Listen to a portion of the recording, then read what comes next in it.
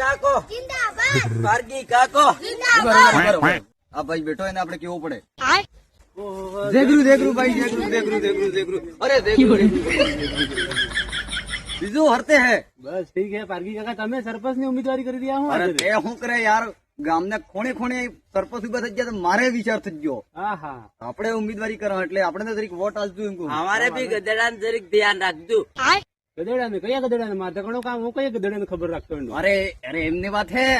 અમારા જે સુનામ સિંહ હે કે ઈ ગધેડાનું નિશાન હે એમ કહો એટલે વોટ આલતું વાસી વોટ એમ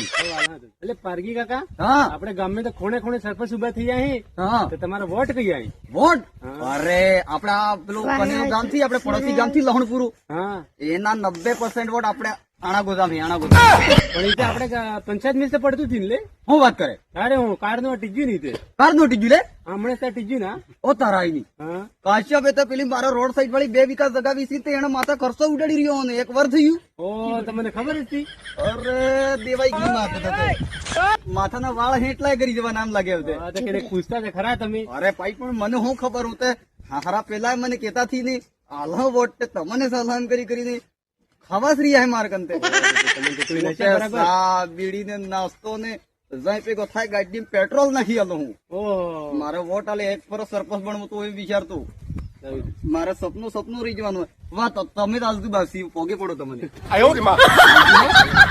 પારગી કાકા તમે અચ્છો વિકાસ કરોગે એમ કે? બિલકુલ આપડા ગામમાં 100% વિકાસ થાય મને એક વખત સરપંચ તો બનાવો તમે બનાવી દીધે પણ વિકાસ થવો જોઈએ ભાઈ. બિલકુલ હું વિકાસ જુગે બોલો